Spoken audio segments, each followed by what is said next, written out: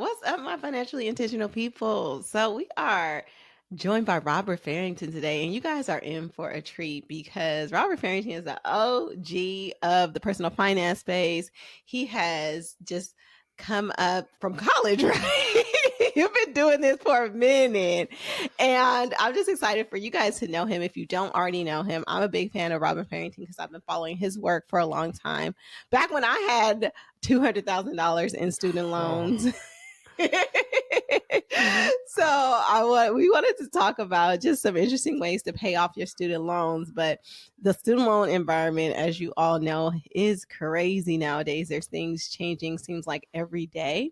And so I'm excited to have Robert here so we can break down some of these things. Hey, Robert, welcome to the Financially Intentional Podcast. Hey, thanks for having me. I'm excited to be here, and let's talk about all this crazy student loan stuff. Let's talk about the college investor and how you started that and why. Absolutely. So the funny thing is I had no intention of talking about student loans. I started the College Investor as a side hustle back when I was finishing college because I wanted to teach the fun stuff and talk about building wealth. I wanted to talk about investing and side hustling and exactly what I was doing. So I was side hustling and I was taking that extra money and I was investing it. And then if you've invested it all, you get like dividends and you start seeing your money grow. And I thought that was the coolest thing. And I was like, oh, everybody should know about all this stuff on how you can make your money work for you. And I thought it was amazing, but no one taught us about student loans. So when I graduated college, I had $43,000 student loan debt. So not your 200, but I had $43,000. And because what did I do? I just borrowed it. No one told me that I should try to minimize my student loan debt. And no one said that I should do all this other stuff, get scholarships and try to lower it. So I checked the box when my financial aid came. I got my student loans and I moved on with my life. But then after college, I started having to pay these things back. And that was fine. I had a job. I was working and I was paying it. But all of a sudden, I started getting these notices from Fed Loan that said, hey, you're late on your student loan payment. And I was like, whoa, whoa, whoa, whoa, whoa. I'm set up on direct debit. There should be no late. And this was way before there was a student loan crisis and everyone was talking about how terrible all these companies were. But they'd screwed up all my stuff. So I had this little baby platform. And so what does any good blogger do? I wrote about it. Complain. I complained. I wrote this whole thing about why Fed Loan is the worst student loan servicer and how they screwed up my student loan payments and all this stuff. But oh my God, it was one of my first articles to ever go viral. And I think that thing still has 100 comments and it's all these people saying, me too. I am having these issues and no one wants to hear about them. My congressperson's not listening to me. The news doesn't share that it's impossible to pay back your student loans because of all these issues. And it really opened my eyes. And I was like, holy crap, there's a problem here. No one's talking about this problem. And a lot of people are also saying, hey, I want to get to the investing stuff and the building wealth stuff, but asterisks, I have this student loan thing that no one's talking about. So I really started learning more myself, covering it, writing about it, sharing these issues with loan servicers, sharing all the ways that you could pay off your student loans, navigate this system. And then fast forward, here we are 10 plus years later. And that's what we're known for, is how to get out of student loan debt so you could start investing and building wealth for the future. I love that. For context, can you share like what year you wrote that article in? Oh man, this had to be like 2009, 2010 time period. It was very early on. It was well over a decade ago at this point in time. And so now, of course, we hear about student loan servicers all the time, but no one was talking about this stuff back then. Yeah, that was just an interesting time in general, 2009. That's like the housing crisis. Then you have like people defaulting on their student loans left and right, but the servicers were horrible. Like I have Fed loan servicing and oh my God, you can the sympathize, conversations I used to have. Yeah. I'm just trying to pay this off. Can you explain to me how to do it? And they're just like, you paid. So I'm like, but no, I want to pay in advance. And they're just like, okay, we'll make it so your payment isn't due until. It was just always a headache, like every time. And I was just like, let me just pay them off to get them out of my life because it was just so time consuming. It was horrible. It was. No, you nailed it. And I think that was also, it's still the problem today is that I think people with student loans are calling their loan servicers and they're hoping for help. They're hoping for financial advice. But you have to remember that this call center rep is a minimum wage worker that is not your financial advisor. They might have only had 2 weeks of training and they have a little flip chart and it's, oh, the person said this. So like flip, flip, flip, I should say this. And there's no real help when it comes to your student loans by calling your loan servicer. Yes, they'll say certain things, but they're also relying on you to say certain things so that they can maybe point you in the right direction. They're not here to hear your story. They're not here to know your whole financial situation. They're not here to help you optimize things. They're here to get you off the phone as fast as they can so that they can get to the next phone call and maybe look good on their metrics. 100%. And of the college investors like platform, how much of it now is still focused on student loans?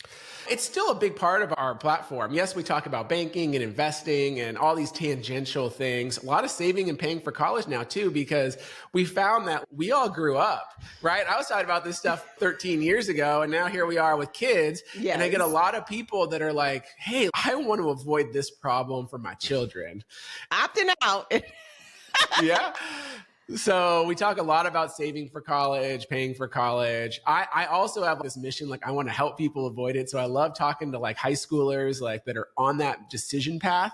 It's, hey, like this is what could happen if you overborrow for college. Like, how do we avoid it? How do we stop it? And then of course, you just have all these tools and services. Like as much as we want to say like the world of finance is like simple, it's just math, like no matter what, you're going to encounter a tool or a service. You're going to need a bank account. So again, I want to help people make better financial decisions so that you're not stuck at like a big bank that's like charging you monthly fees, because all that money could go to building wealth. And it frustrates me when there's so many great options out there and people are like, my dad banked at XYZ big bank, I'm going to bank at XYZ big bank. And it's no, not anymore. No.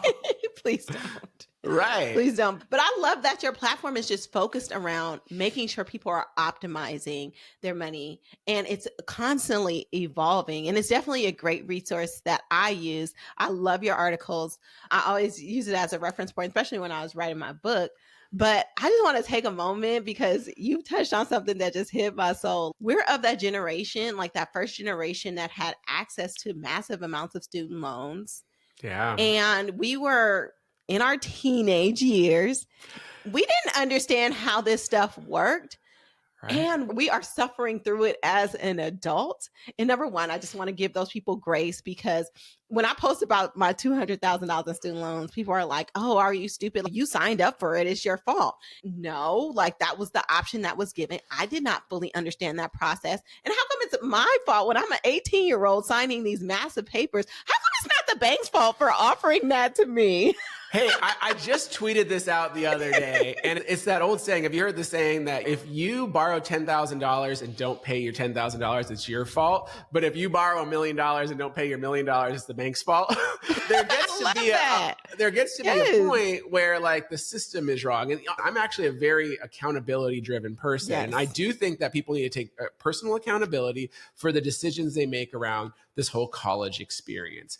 But on the flip side, like you said, we grew up at a time when it was like everyone goes to college or you're a failure. That's what like our teachers 100%. And our guidance counselors were telling us. And then also like they built this system where it's like, hey, it doesn't really matter what the cost of college is. Click this email box and you're good.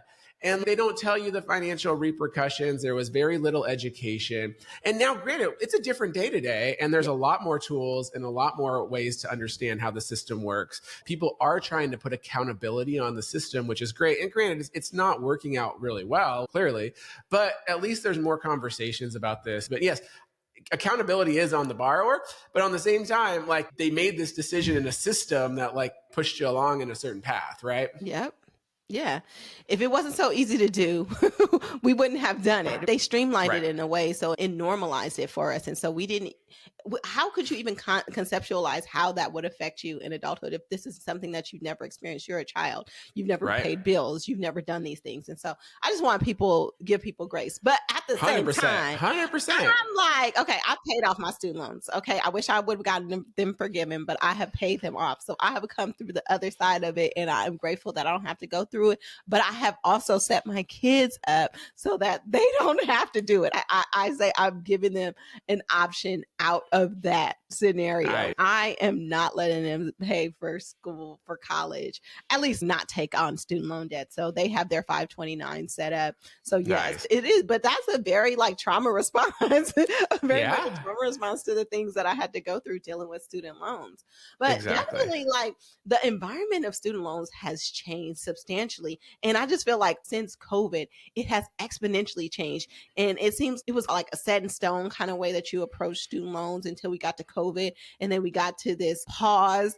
And now every month there's like a lawsuit, a change in payment, and like all these kind of things. So I do not envy people that have student loans right now. It's just so people who are in that place where they're still having student loans, like what do they do? Who do they turn to? Absolutely. So one, I don't envy having student loans, but honestly, if you were going to have student loans, today is the day to have student loans because there are more options and programs and forgiveness than ever before. And finally, they're trying to actually fix the system because the irony is a lot of these programs actually already existed, but they were like doomed by operational failure of our government. Yes. And so it did take lawsuits and it did take things to finally get things moving in the right direction. So where do we start? First off, always recommend people get organized with their student loans and their finances in general, because we can't have a great conversation about what to do next if you don't know where you are now. And it's always, let's talk about what you owe, lay them all out there. I also want to know what you own. I want to know what's coming in, all your income, and then what's going out.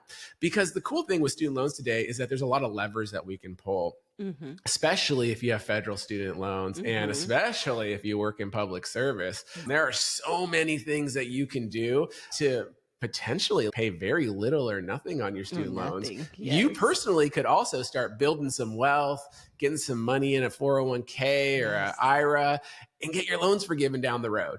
And so this is crazy to say, but it might not make sense to make extra payments and try to pay off your $200,000 in student loans. Like, you might have been wealthier today. Of course, like hindsight's always 20/20. And I'm not trying to put you down, but you could have maybe been wealthier today if you didn't pay off those student loans as aggressively as you did. Now, granted, it sure as hell feels good to have no student loans. But listen, I'm frowning right now because I have done this analysis. Travis Hornsby, of course. I love Travis. Like years ago, we broke it down right after I paid my student loans off. And I was in public service loan forgiveness. I was in the program, but I was just, like I said, I was tired of Fed loans. I work at a place that has a 403B. And a 457.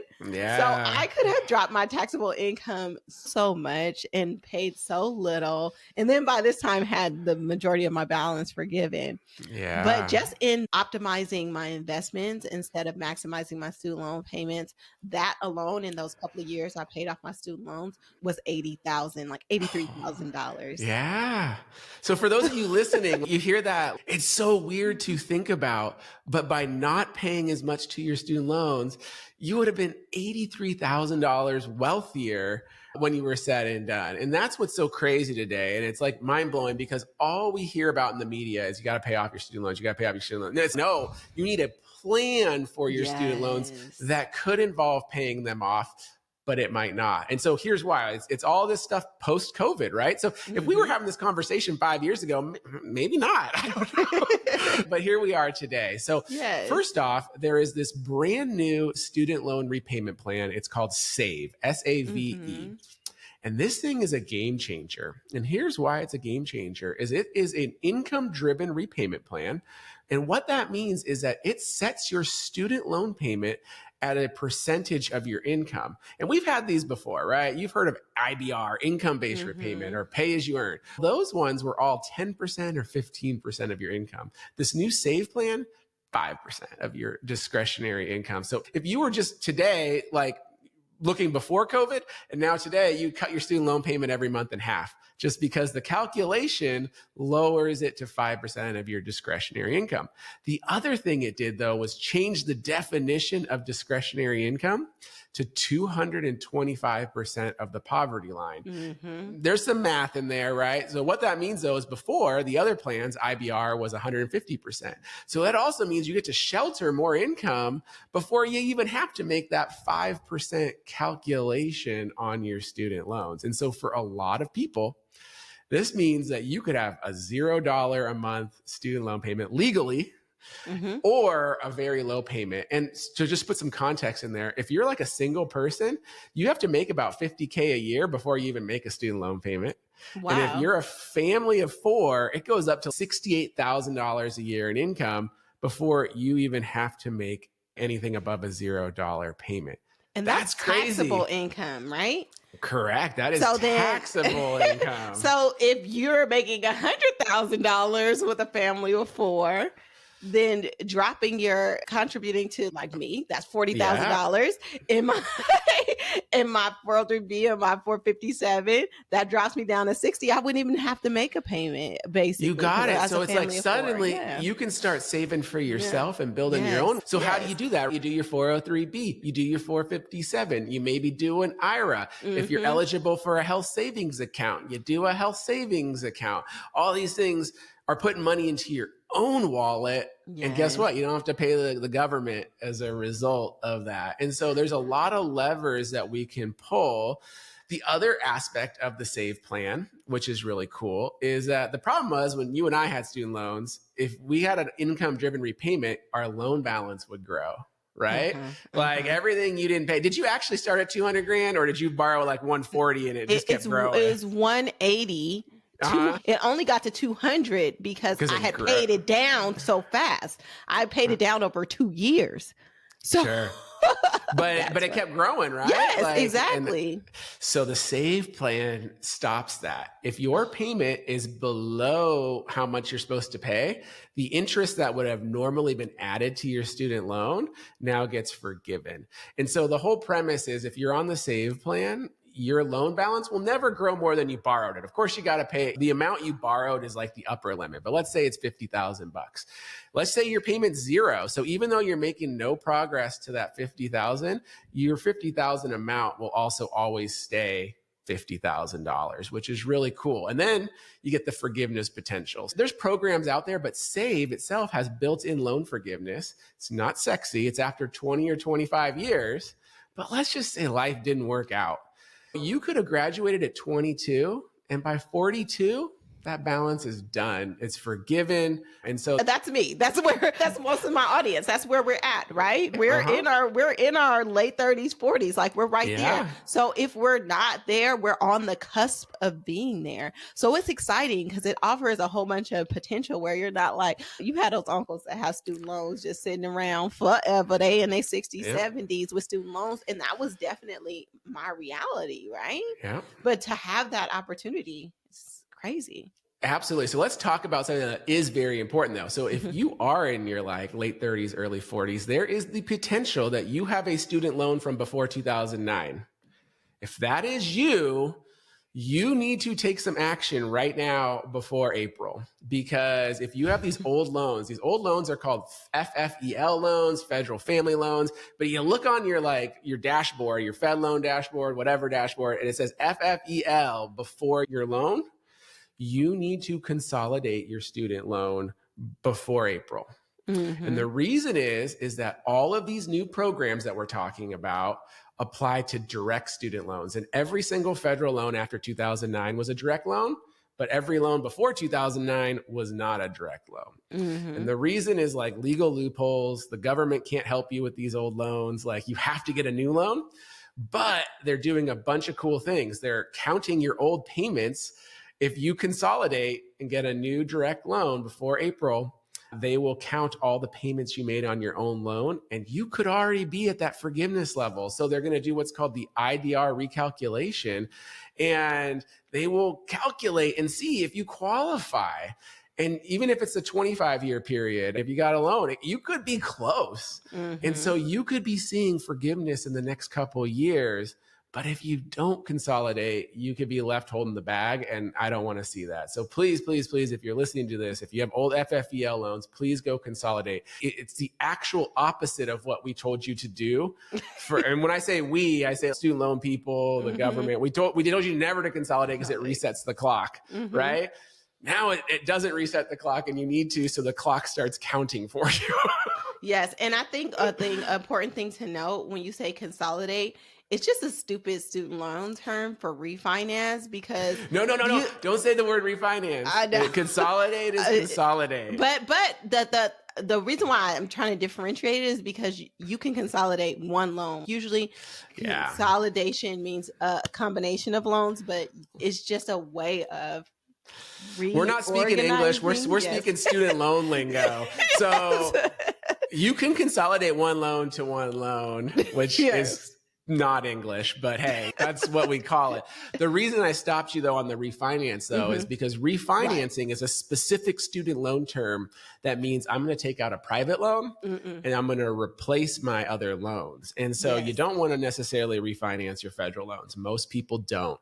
There's some very sexy advertising from these companies. There's a big stadium named after a company. Those are student loan refinancing companies, and you probably should not refinance your federal student loans. But consolidating your loans is a good thing to do.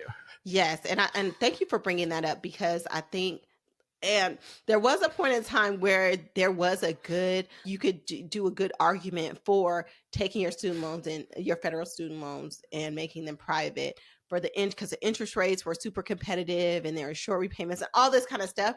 But now in this environment, if you do that, you lose all these protections that you have and you lose access to all those special programs that we're mentioning because you have now taken them into a private arena. It's a whole different area to play in. And so thank you for clarifying that because I did not mean refinance in the sense of taking your loans out of federal student loans, even though the feds get on my nerves, but they offer a lot of protections and these access to these programs. Say, for example, before the pandemic, if you had consolidated into a private loan, taking your loans out, you did not qualify for all the pauses and all of that stuff that people got taken advantage of during the pandemic with the federal student loans. So this is a time where if you have federal student loans, you keep those federal student loans. You nailed it. And then one of the big things that comes up a lot is everyone gets all interest. There's interest on my federal student loans. Mathematically, the interest on your student loans, your federal ones, does not matter anymore. One, because of the SAVE program, and I just talked about it. You don't pay.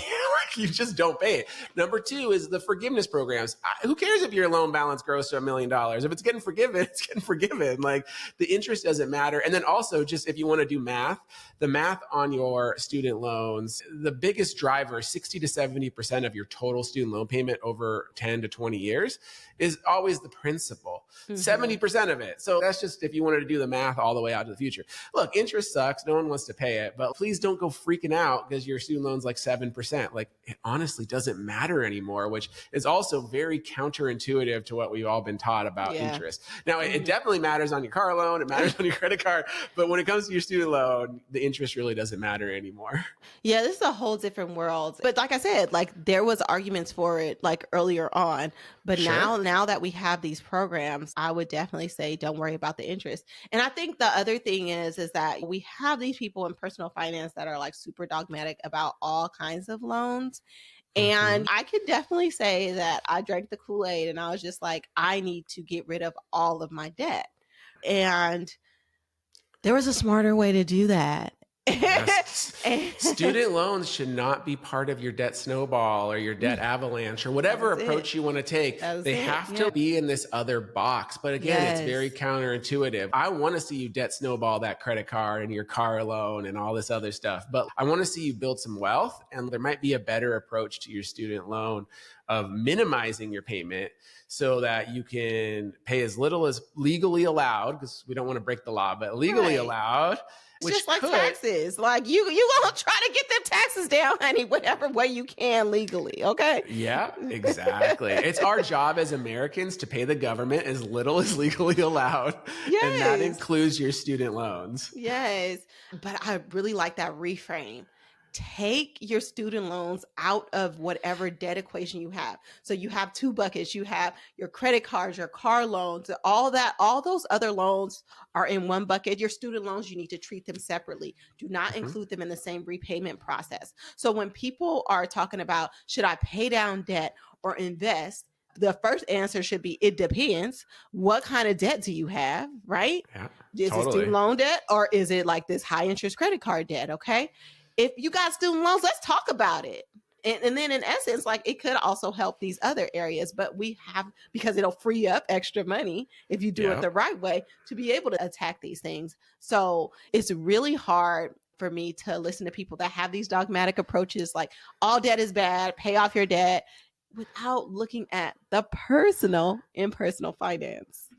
You nailed it. And that's the thing, because the end goal should be to build more net worth, more wealth for yourself. And sometimes when you go in these dogmatic approaches, you end up just throwing good money away. And that can be frustrating, because then you fast forward the clock and you're just like, oh man, I could have had more that could have enabled me to achieve my other financial goals, which maybe it's buying a house. Maybe it's getting my kids ready for college debt free. Maybe it's retiring early. I don't know. Everyone's got their own goals, but having more money in the pot should help you enable to achieve those goals.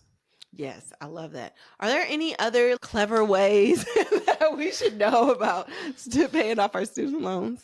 Yeah, let's talk a little bit about public service loan forgiveness. First off, there's a lot of loan forgiveness programs out there. We actually calculated out there's over 80 different student loan forgiveness programs out there. I had no idea. I'm thinking there's 2 or 3. No, there's a lot of ways to get loan forgiveness. In fact, we estimate that over 50% of all student loan borrowers qualify for some type of loan forgiveness. It could be partial, it could be total, but hey, any kind of free money is a win in our book. With that being said, public service loan forgiveness is the quote unquote best, most popular program out there. And what it does is, after 10 years or 120 qualifying payments, you get your total balance forgiven on your student loans. But this program, a lot of people got jaded on early on, because it did not work as planned, and not by any fault of the borrowers. It failed from a clerical, administrative, government error. They were not ready to process these applications. They did not have it set up. People were stuck in like processing limbo to get their loans forgiven. But also, people were pulling the trigger really early, thinking they qualify, and they didn't qualify. So public service loan forgiveness just started in October 2009, but the qualifications didn't actually go into effect until 2011. So to qualify, just to do some math, 10 years, like, people weren't even going to actually start qualifying until 2022, because it takes 10 years. And so that was a big part of the problem as well, is that people were, I said, spray and pray. They were just filling out these applications, throwing them in there, hoping they get loan forgiveness, which then also just jammed up a machine that was not even ready to handle the process. So what it requires, though, let's break it down, because it's actually really easy to qualify. Number one, work in public service. And this is so broad. You can work for the federal government, the state government, local government, public education, military, firefighter, police officer, public health, which is like doctors, nurses. But here's the thing. We talk about these careers. It doesn't matter what your career is. You just got to be employed by one of these places. So you could be like a custodian. You could be a maintenance person. You could be like a parking lot attendant. It doesn't really matter. You just have to be employed by one of these organizations in any capacity. That W-2 you get at tax time just needs to have their name on it. Like, that's all that matters. And so we talk a lot about teachers, right? But it's all the staff members there. Every single one of them, from the principal to like the aide to the duty at recess, like, they all count. So that's number one. Number two is, you got to fill out this form. And now it's online, which is cool. So you can go to it's called the PSLF help form. And if you can write your name and address, you can fill it out, because that's all it takes. It's like name, address, social security number. And then you need to get your boss or your HR person to sign it, to say, yes, so-and-so actually did work here full-time for this period of time.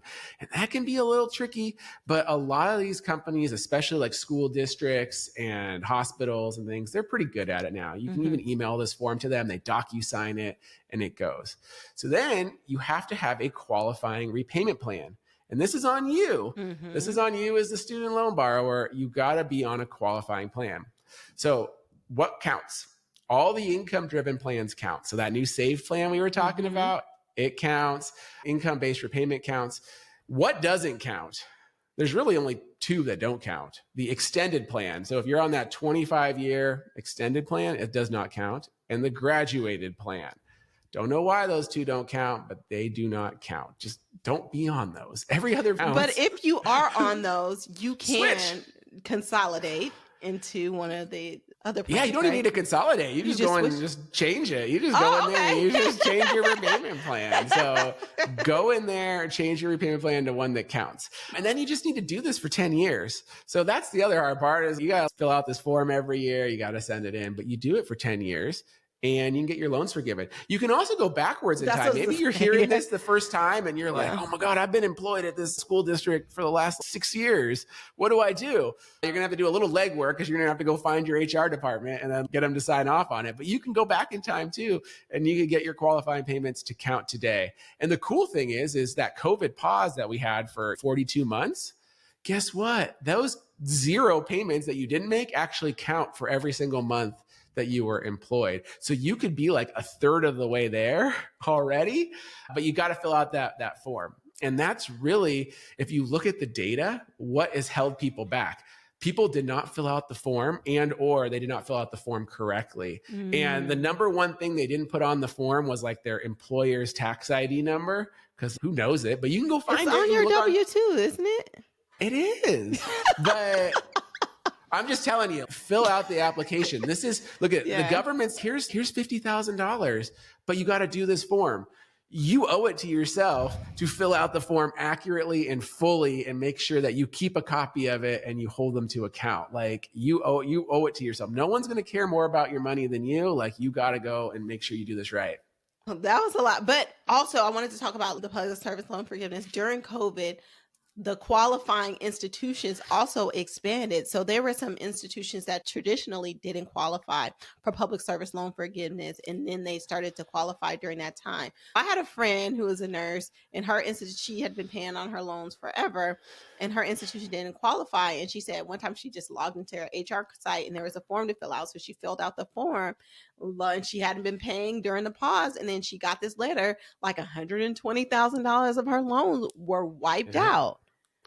Definitely. A lot of that was in the healthcare space too. Yes. So California and Texas, we do things different here in California. I don't know why, but like you'd work at the hospital, but you also were not legally allowed to be employed by the hospital, which is like just the most asinine thing like ever.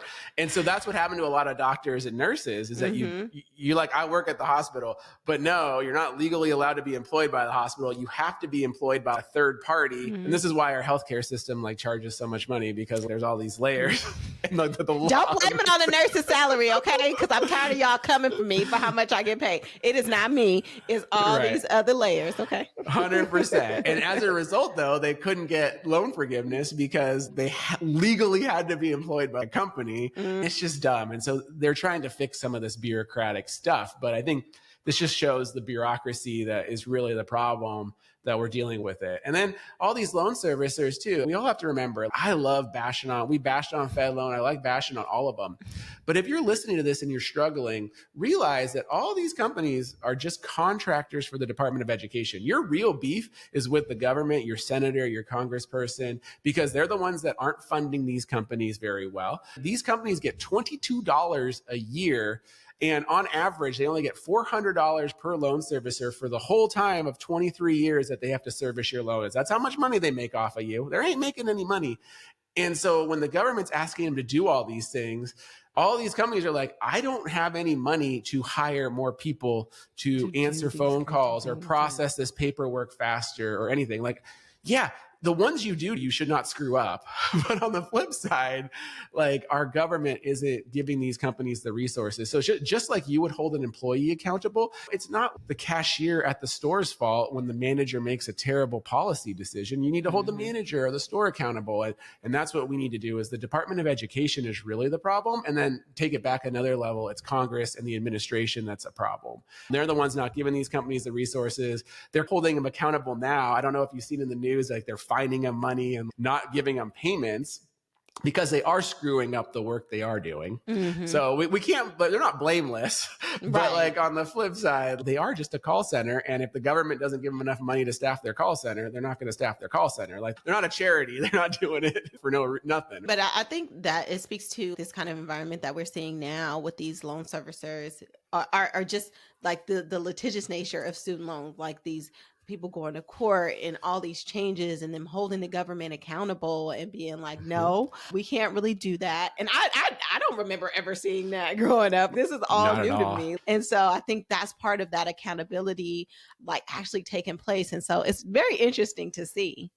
It is. And as a result, like we are getting better results, but granted, it's 2 steps forward, 1 step back, 2 steps forward, 1 step back. But in this process, I feel like you said, if you have student loans, you're benefiting from like the uncertainty, because until there are some finite answers, how can they hold you accountable for paying your student loans, and you're getting credits in the meantime?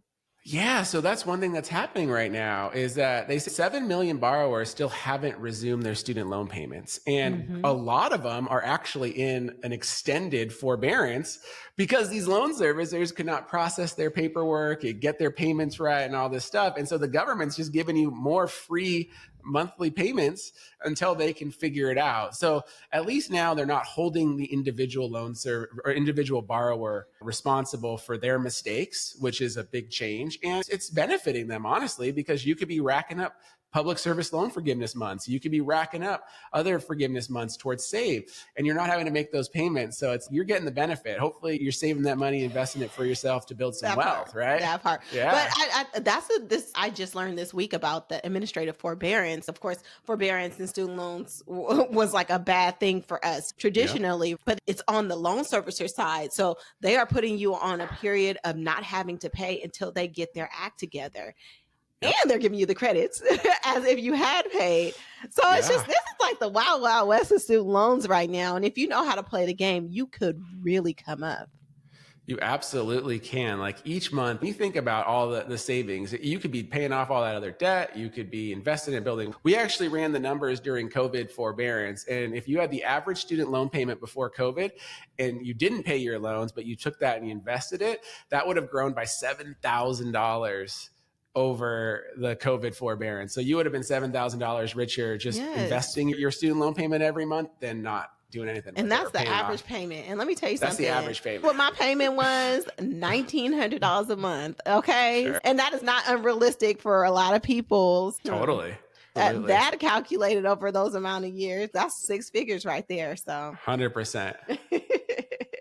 Okay, so we really dove into public service loan forgiveness, but you said there's 80 other programs. Dude, there's so many. So we talk about, there's if you're just in an income-driven repayment plan, you get loan forgiveness. We talked a little bit about that. It's not sexy. It's 20 or 25 years, but it's something. So life doesn't work out, it's something. But then there's all these like little niche programs. And some of my favorites are the state programs. So depending on what state you're in, your state could have loan forgiveness programs for you. And some of them are pretty generic. Like you work as like a nurse in a nurse shortage area, you could get loan forgiveness, which actually like, it sounds like, oh, am I going to have to go to the middle of nowhere? And it's no, some of these big cities could have like nurse shortage areas. So that could add to your loan forgiveness. Same thing with doctors, but it also doesn't have to be like an RN too. You could be like an LPN, just come out of community college, first job, like you get loan forgiveness for that community college work. Some of the cool ones though that I really are Maryland. Maryland has a home buyer student loan forgiveness program. So you buy a home in Maryland, they will pay off your student loans like up to a certain amount. But what they do is they do this weird thing is where you get a loan on your home and they add your student loan to your loan balance of your home, but it's 0% on your home. And then they give you like a tax credit every like year, and then they pay off that difference for you. So little funky program, but basically it's called the Maryland Smart Buyer Program. You buy a home in Maryland and you can get your loans forgiven. It's kind of cool. That's interesting. So I'm wondering, like when you're applying for the loan, do you qualify for more of a loan because they don't calculate in that student loan payment? Yeah, they don't. It's a That's special program, crazy. and then they'll pay it off. Kansas does a similar one as you move to certain areas in Kansas, and they'll give you student loan forgiveness. Maine offers student loan forgiveness for anyone that wants to be an engineer in the state, and they do it as a state tax credit. And so every time you file your taxes, if you prove that you worked in Maine as an engineer, like they'll give you some money towards your student loan. So there's a lot of these little like niche programs out there that do cool things that you could just keep adding to your student loan forgiveness bucket, right? And that's why it's like, it might not be total, but it's free money. And so I encourage everyone to like Google your state, see what student loan forgiveness options are there, because you should be taking advantage of them if you qualify. It sounds like 99% of people can qualify for some type of student loan forgiveness. And it's just, if you're anywhere close to my target demographic, which is in that later 30s, 40s age range, you probably don't have to pay your student loans for much longer if you take advantage of these things. So this is an exciting time. Absolutely. There's so many options. There's so many programs. But again, no one's going to be out there telling you these things. You're not going to get a call from your loan servicer that says, hey, you qualify. Ain't going to happen. You need to do the homework and you need to figure it out. And fill out the dang form. It is not that hard, okay? Fully, accurately. Don't miss a box. That's it. That's it. But Robert, let us know how we can connect with you as a college investor. And what other things are you working on? Are you excited about right now? Absolutely. So you can find us at thecollegeinvestor.com. You can also find us on your favorite social platform at The College Investor. And you can find us for everything about student loans and paying for college. One of the other things we do every year is our tax stuff. So we just finished all of our tax reviews. So if you're looking at how I'm going to file my taxes this year, you can come check us out. We'll steer you straight so you don't fall into this trap where you're like, I'm going to get my taxes done for free. And then by the time you're done, you're like upgraded to like the $100 because it's a thing. So everything says start for free. You start. You spend an hour, and then all of a sudden you're like, what do you mean I'm paying $120? Like, I hate seeing people fall into that trap. So come over, you check us out, and we'll steer you straight on what works for you. And it's not state specific, right? It's not state specific. No, there's some new programs out there like the IRS direct file program. It's not going to work for you. So don't get your hopes up. We've already tested it, reviewed it. Maybe next year. It's the first year of it. They got to work out some kinks. And the reason why though is it's just like they launched with, you can't even have like interest income and dividend income. So it's if you have a W-2 job and you're in like 12 states, like maybe, but it's probably not going to be the best option when there are free options out there for you. I like that you guys have vetted all these programs. You've done all the legwork. So that takes a lot of pressure off of somebody because taxes are already this thing that's so daunting. And believe me, I hate taxes. They are. And then there's also this whole thing where there's this mad rush to get their refunds, right? And people are like, what can I do? What can I do to get my refund going? And I hate people just throwing good money after bad. It's just like a big pet peeve of mine.